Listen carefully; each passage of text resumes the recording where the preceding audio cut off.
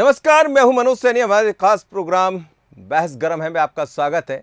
और आज जिस मुद्दे पर बहस गरम है या जो चर्चा का विषय है वो है रावण के हिमायती कौन। जी हां, जैसे ही नवरात्र के पावन 9 दिन पूरे होते हैं, बुराई पर अच्छाई का पर्व दशहरा नजदीक आ जाता। सिर्फ एक दिन शेष है, आज नवरात्र संपन्न हो गए हैं। लंकापति रावण को पूजने वाले या रावण दहन ना करने की खबरें सामने आती है। इसका हालिया मामला मंडला से आया, जहां एक वर्ग ने रावण दहन से आहत होकर राम दहन की चेतावनी दी रहा। लेकिन सवाल यही है कि ऐसा क्यों? आखिर राम को लेकर जो चर्चा होती है वो राम भगवान मर्यादा पुरुषोत्तम है, लेकिन रावण का चरित्र अपना चरित्र है, क्योंकि अपनी आपके अंदर की बुराइयों को नष्ट किया जाता है। और ये भी कहा जाता है कि रावण का जब दहन हम करते हैं तो हमारी तमाम बुराइयां उसमें नष्ट हो जाती है। लेकिन सवाल यही कि आखिर ऐसी चेतावनी क्यों? जरा देखिए इस खास खबर को। राम देश के रोम रोम में है और वो सदियों से अच्छाई के प्रतीक के रूप में पूजे जाते रहे हैं।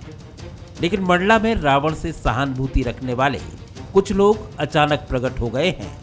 मूल निवासी युवा संगठन ने सड़क पर आकर घोषणा कर दी है कि रावण उनके पूर्वज हैं और उसके दहन से उनके सम्मान को ठेस लगती है।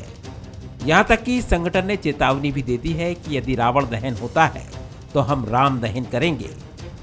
हमारे पुरखा हैं राजा रावण पे समुदाय जैसे जैसे हमारा इतिहास को जान रहा है वैसे वैसे आगे कदम रख रही है, और जो असामाजिकता जैसे जो कृत्य हो रही हैं हमारे समुदाय के तमाम उनको पहुंचाई जा रही ठेस पहुंचाई जा रहे मान सम्मान को, उसके लिए हम आगे आए हैं। मूल निवासी संगठन का ये संदेश जैसे ही सोशल मीडिया पर वायरल हुआ, सर्व हिंदू समाज भी सड़कों पर आ गया और कहा कि असत्य पर सत्य की जीत के तौर पर रावण दहन किया जाता रहा है और परंपरा के अनुसार इस बार भी रावण दहन होगा।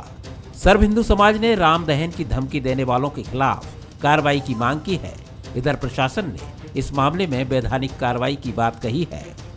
इससे हमारे हिंदू समाज के जितने भी लोग भी आए हैं सब लोगों की भावनाएं आहत हुई है, और हम ये चाहते हैं कि ऐसे लोगों की और ऐसे संगठन, ऐसे व्यक्ति लोग जो खुलेआम दिलेरी से कभी भी किसी भी देवी देवताओं, धर्म, परंपराओं के बारे में बोलते हैं, उनका विरोध होना चाहिए और इसमें तुरंत कार्रवाई होने की, तुरंत गिरफ्तारी होनी चाहिए। इस संबंध में जो भी वैधानिक कार्रवाई के साथ साथ में ज्ञापन को समुचित अधिकारियों के संज्ञान में लाते हुए जहां भी पहुंचाना है वहां पहुंचा दिया जाएगा और जो भी वैधानिक कार्रवाई संभव वो की जाएगी। जाहिर है सनातनी परंपराओं के विरोध में कई संगठन इस इलाके में सक्रिय रहे हैं और अब हालात टकराव के बनने लगे हैं। जाहिर है प्रशासन और जनप्रतिनिधियों को इस मसले को बहुत सतर्कता और चतुराई से सुलझाना होगा। देवेंद्र यादव, बंसल न्यूज, मंडला। चलिए, बात राम और रावण की हो रही है। नवरात्रि का पावन पर्व आज संपन्न हो गया, लेकिन अब बात दशहरे की है।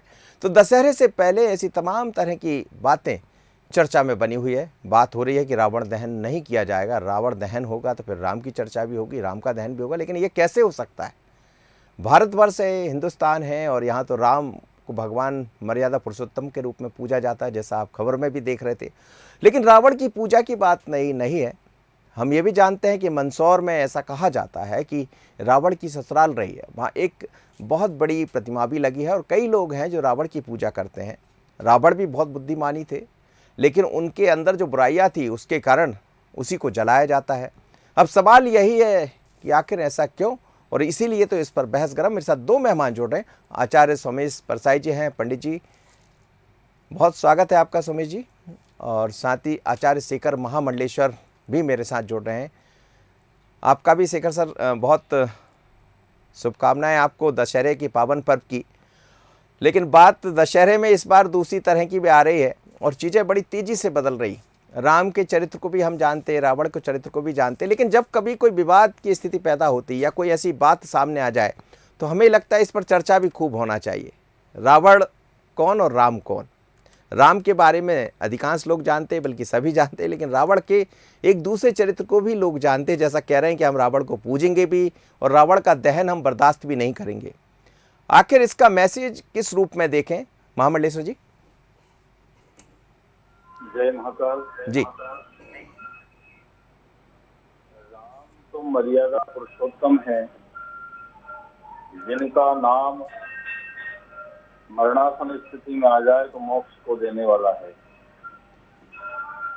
और रावण के भीतर के अहंकार का दहन करने की प्रक्रिया है। किसी के अहंकार को मारना हो तो उसके 6 बुराइयों को विनाश करना चाहिए। आंतरिक काम, क्रोध, मद, लोभ, मोह, मत्सर इत्यादि का दहन समाज करता आ रहा है, ना कि किसी रावण का या किसी विशेष व्यक्ति का दहन होता है, उसकी बुराइयों का दहन होता है।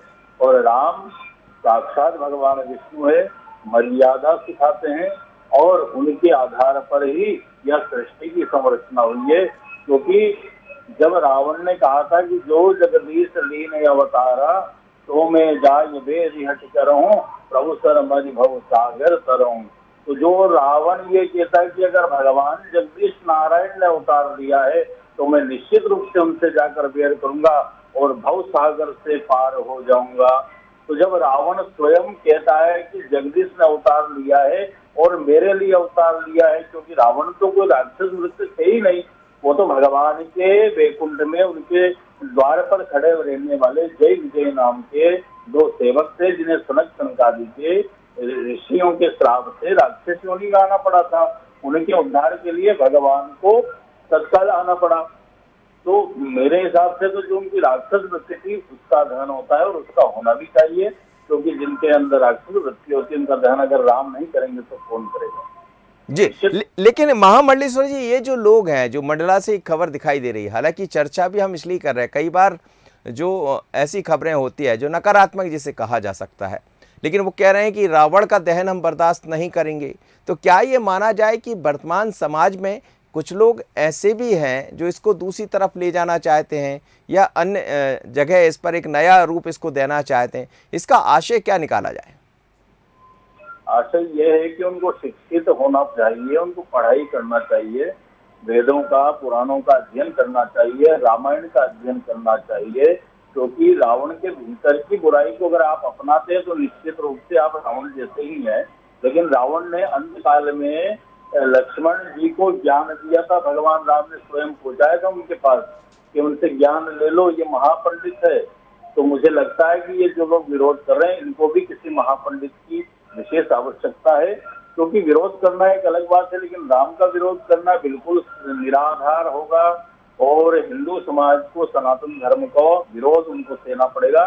क्योंकि राम हमारे घट घटवासी है, सृष्टि के राम है और सब राम ही सृष्टि को चलाते हैं। चंद्रमा और सूर्य भी राम ही चलाते हैं। दिन रात भी राम के कारण ही होती है, श्वास भी राम के कारण होती है। तो निश्चित रूप से इनको शिक्षा की आवश्यकता है और उनकी भावना जो रही होगी किसी विशेष समुदाय के कारण, तो उनको शिक्षा लेने की बहुत जरूरी आवश्यकता है जी। शिक्षा लेना चाहिए जी पंडित जी, सोमेश जी, आपसे भी मैं समझना चाहूँगा कि बात लंका दहन के समय जब चीज़ें दिखाई दी, उसके बाद फिर बहुत सारी चीज़ें, आज हम रावण के दहन की बात भी कर रहे हैं।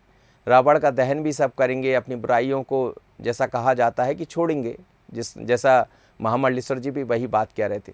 पर सवाल ये है कि हिंदू समाज में ही, क्योंकि जो लोग दिखाई दे रहे हैं, जो विरोध करने वाले लोग हैं, वो भी गौड़ समाज के हैं, जैसा आवेदन में लिखा, हम नहीं कहते, पर काफ़ी तादाद में युवा पहुँचे हैं।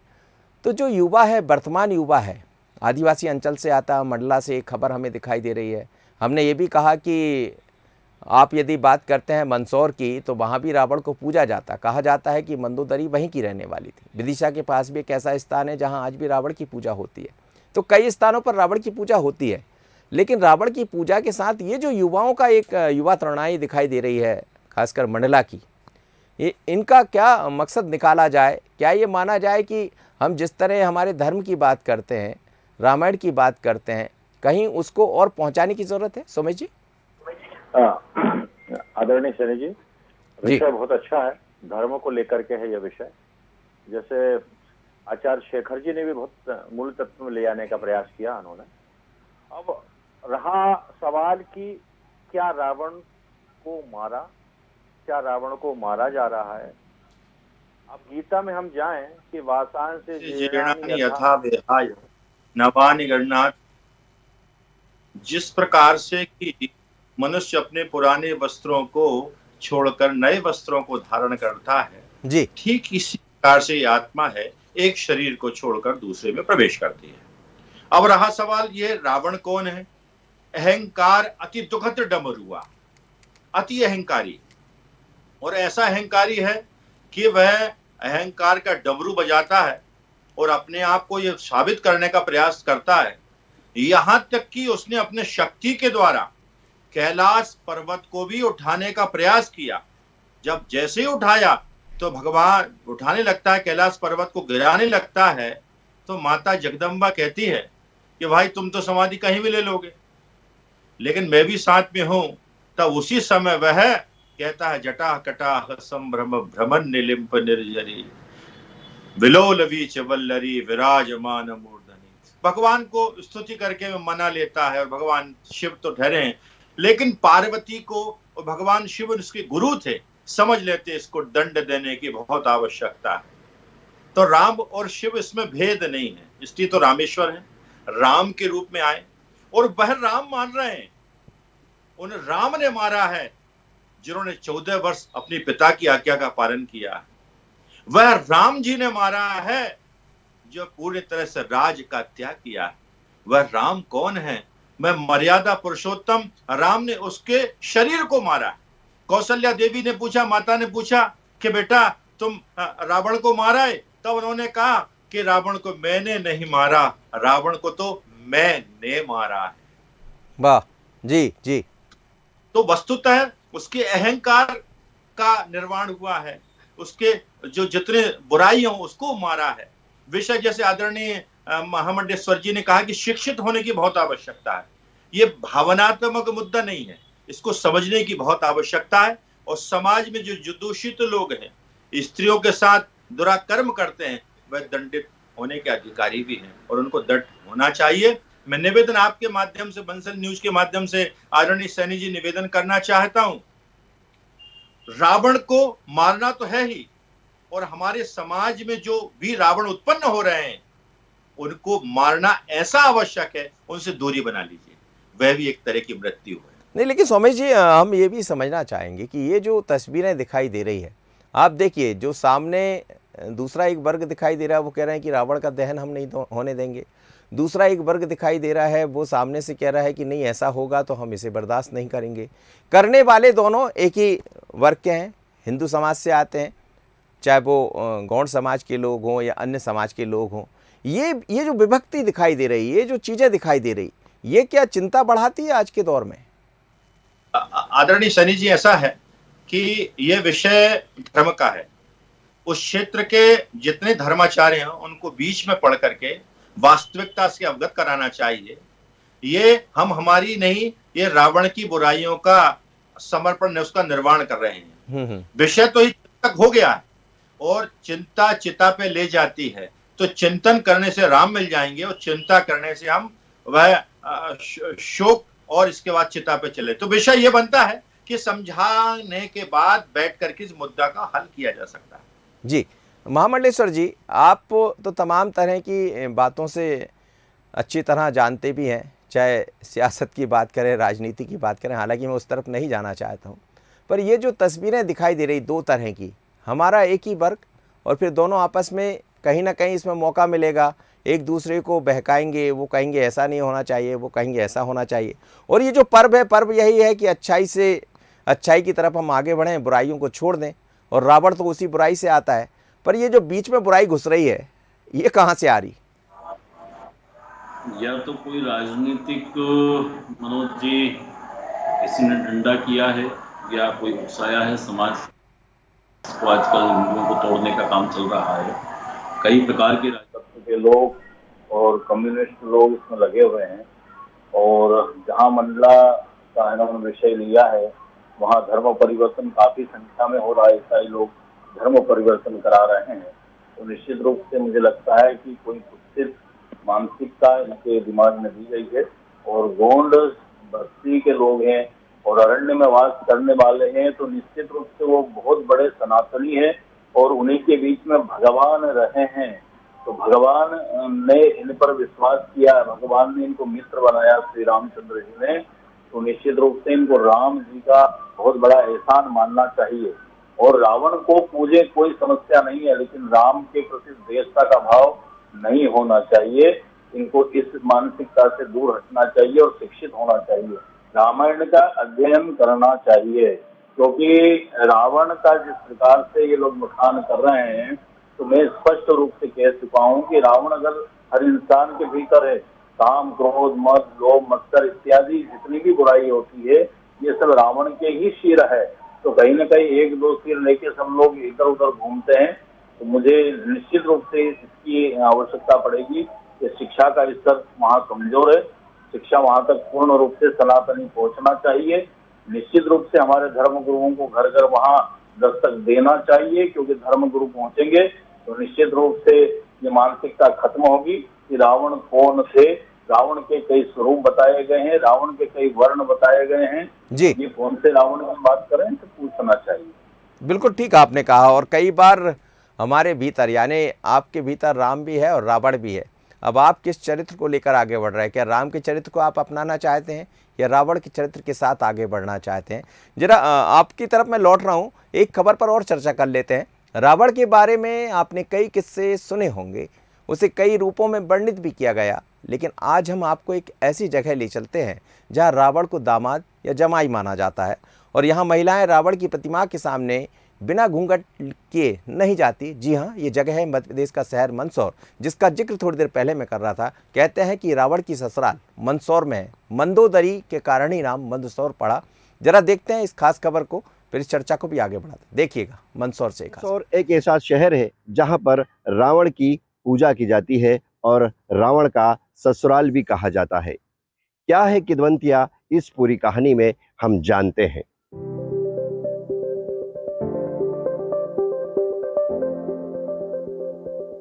मंदसौर में ये विशाल प्रतिमा उस रावण की है जिसे दुनिया भर में बुराई का प्रतीक माना जाता है।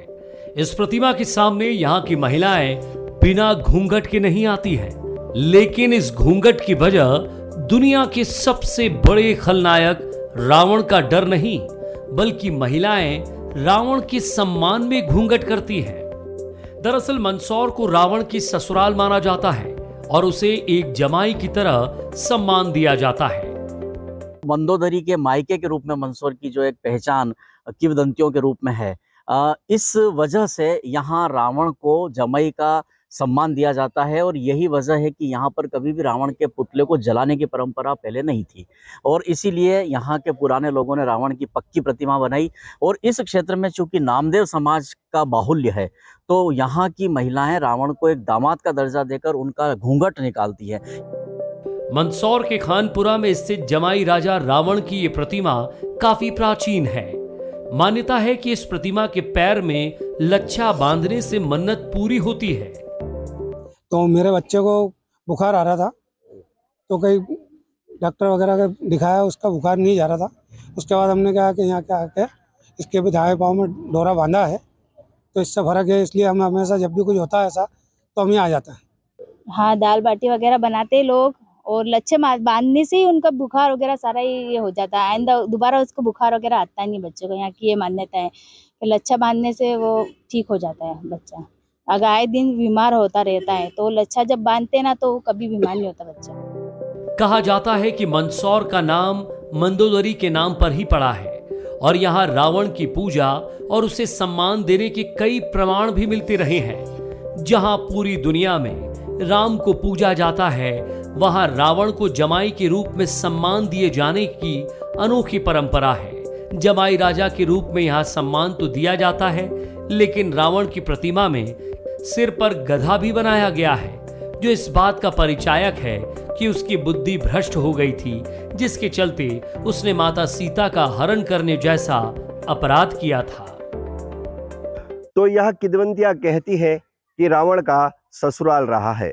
हालांकि शास्त्रों में कोई इसकी जानकारी नहीं मिलती हो, लेकिन परंपराएं हैं जो आज तक निभती चली आ रही हैं। वीडियो जर्नलिस्ट शादाब के साथ शाहिद चौधरी, बंसल न्यूज, मंदसौर। चलिए, ये भी एक बात है। और कहते हैं कि रावण के पैर में यदि लच्छा यानी जो धागा आपने देखा बांध देते हैं तो आपकी कोई भी बीमारी दूर हो जाती है। मैं नहीं कह रहा हूँ, ये वो कह रहे थे, लेकिन ये सब किंवदंतियाँ हैं जो चलती रहती है। मेरे साथ दोनों मेहमान जुड़े हुए हैं, महामंडलेश्वर जी भी जुड़े हैं और सोमेश जी भी जुड़े हैं। सोमेश जी, आपकी तरफ आता हूँ। ये एक और खबर है, रावण की हम बात कर रहे हैं। रावण के अंदर लाख अच्छाई थी, लेकिन एक बुराई ऐसी दिखाई दी जिसने सब कुछ नष्ट कर दिया। और कहते हैं कि आपके शरीर, आपके मन में भी यदि कोई ऐसी बुराई है तो वो हजारों अच्छाई पर भारी पड़ जाती है। जी सोमेश जी। देखिए, ऐसा है कि जिस प्रकार से भूसा होता है, कितने काम करने के बाद वो भूसा बनता है, वह गौचारा बनता है, लेकिन एक तीली उस भूसे को पूरे अट्टालिका को नष्ट कर देती है। तो जिंदगी भर में जिस बार आप जिस प्रकार चढ़े हैं और एक बुराई आपकी पूरी अट्टालिका और यश कीर्ति का हनन करती है। इसलिए रावण प्रकांड विद्वान तो था, यहां तक कि जैसे कई लोग जो हैं उसके महाशिवपुराण में वर्णन आता है जी, रावण पार्श आदि में वर्णों में उसका नाम भी ले आता है। मतलब शिव की पूजन में जैसे नंदीश्वर आदि पंचगणों का पूजन होता है, ऐसा रावण आदि बाणासुर आदि का पार्षदों का पूजन शिव की पूजन में आज भी सम्मिलित होता है। तो उसकी अच्छाई के कारण उसकी पूजा होती है, लेकिन उसकी बुराई के कारण, चूंकि भगवान का वह भक्त था, तो भगवान स्वयं राम बन करके आकर के उस अच्छाई के कारण भगवान आते हैं और उसका वध करते हैं और उसकी अंतर शक्ति भगवान राम के अंदर चली जाती है। नहीं, लेकिन स्वामी जी, ये जो धागा बांधने की बात हो रही है, ऐसी कई किंवदंतियां चलती है, तो ये क्या महज एक अंधविश्वास है, या ऐसा माना जाए कि कई बार कहीं आप गए और उसी वक्त आपका कुछ ऐसा सुधार हो गया तो लगा कि रावण भी आपकी तबीयत को ठीक कर देगा? हमारे यहाँ देखो ऐसा है आदरणीय सैनी जी, जी जी, पूरा सनातनी धर्म बड़ी श्रद्धा और आस्था के साथ चलता है, और आखिर में है तो भगवान का ही भक्त था, वो नारायण का तो भक्त था और शिव का पार्षद भी है। तो रामचरित की मानस की बात करें कि भवानी शंकरौ वंदे श्रद्धा विश्वास रूपिणौ, श्रद्धा पूर्वक पार्वती और विश्वास रूप की शिव की तब प्राप्ति होती है जब आप श्रद्धा पूर्वक कोई काम करेंगे, तब विश्वास शिव की प्राप्ति हुई है। तो भगवान का पार्षद है, तो भगवान का गण, तो धागे लगाने से भी उसकी मन्नत पूरी होगी। जी चलिए, महामंडलेश्वर जी, एक रूप आपने रावण का ये भी देखा जिसका मैं मंदसौर में चर्चा कर रहा था, और जैसा हमने आपसे कहा भी कि कई बार बहुत अच्छाइयाँ आपके मन में हैं, लेकिन गाहे वगाहे ऐसी गलतियां आप कर बैठते हैं। तो क्या ये सीख भी मिलती है रावण के दहन से कि मन में यदि आपकी एक भी बुराई आती है तो उससे आप बचिए, और जैसा एक माहौल मंडला में दिखाई दिया, इन सब से भी बचने की ज़रूरत पड़ेगी? मनोज जी, कितना ही बुरा इंसान हो, उसके अंदर एक अच्छाई होती है। रावण एक ऐसा व्यक्ति भी था जिसने बिना इजाजत के किसी स्त्री को नहीं छुआ। 6 महीने माता सीता लंका में रही है, लेकिन एक प्रतिव्रता नारी के सामने कोई भी दुष्ट ज्यादा देर नहीं टिक सकता, जी जी, ना उसके साथ कोई बलात् प्रयास कर सकता है। जब राम जी को पता चला कि रावण हरण कर सकता है, रावण युद्ध करने आ सकता है, तो उन्होंने माता सीता को, माँ जगदम्बा को भगवान अग्निदेव के सुपुर्द कर दिया था, और प्रतीकात्मक माता सीता को वो साथ में वनवास के लिए आगे लेकर चल रहे थे, और प्रतिमात्मक सीता माता का ही रावण ने हरण किया था। फिर ब्रह्मा जी ने जब कहा कि रावण को ऐसे नहीं मारा जा सकता, इंद्र से कहा कि जब तक इसके हृदय में माता सीता का वास है तब तक राम इसका वध नहीं कर सकते, क्योंकि अगर इन्होंने हृदय पे बाण चलाया तो माता सीता को लगेगा, सीता माता के हृदय में राम का वास है, तो राम विष्णु का वास है, विष्णु में मेरा वास है, इस प्रकार से पूरी सृष्टि का विनाश हो जाएगा। अर्थात ये है कि एक सदाचारिणी स्त्री जब चाहती है, वो संकल्प ले ले तो सब कुछ विनाश कर सकती है, और एक कुत्सित बुद्धि का अगर प्रभाव किसी में आ जाए गलत अन्न खाने का, जलपान करने से, तो उसके मन में रावण उत्पन्न हो जाता है। तो उसकी भावनाओं को निश्चित रूप से दशहरे के दिन दहन करना चाहिए, उसमें सुधार की भावना से कार्य करना चाहिए। मेरा फिर इन मेरे आदिवासी और अरण्य में रहने वाले भाइयों से निवेदन है कि वहां तक शिक्षा उन तक पहुंचना चाहिए, उनको समझाना चाहिए, और सनातन राम और रावण दोनों के चरित्र का चित्रण उनको दिखाना चाहिए कि राम कौन है और जी, रावण जी। कौन है और किसका वध होना चाहिए। बहुत सुंदर आपने बात कही है और मुझे लगता है कि जब इस खबर को समझ रहे होंगे तो आपकी बात उन लोगों तक जरूर पहुंचेगी, क्योंकि आप हम सब एक ही हैं। पर ऐसी किसी बुराई में मत आइए कि आपस में हम लोग लड़ने भिड़ने लगे। ये तो पर्व ही ऐसा है, ये एकता का परिचय देता है, भाईचारा का परिचय देता है। ये पर्व ये भी कहता है कि हमारे मन में अच्छाइयाँ लेकर आइए। एक छोटी सी बुराई सब कुछ नष्ट कर देती, तो इन बुराइयों से बचिए। महामंडलेश्वर जी आपका और स्वामी जी आपका बहुत बहुत धन्यवाद, हम हमारे साथ जुड़े। लेकिन आप यदि किसी ऐसे बहकावे में या किसी ऐसी बात में आते हैं तो थोड़ा सा विचार करिए, कहीं ऐसा तो नहीं आप किसी गलत लाइन की तरफ बढ़ रहे हो सकता है कि आपके मन में ठीक विचार चल रहा हो आपके हिसाब से, लेकिन थोड़ा पढ़िए, समझिए। और आपस में यदि दो लोग लड़ाई भिड़ाई करने बैठ जाएंगे तो फिर तो रावण का चरित्र ही वहाँ आ जाएगा। तो राम के चरित्र की तरफ बढ़िए। बहस गर्म है, इतना ही। मुझे दीजिए इजाज़त, बने रहिए बंसल न्यूज़ में। नमस्कार।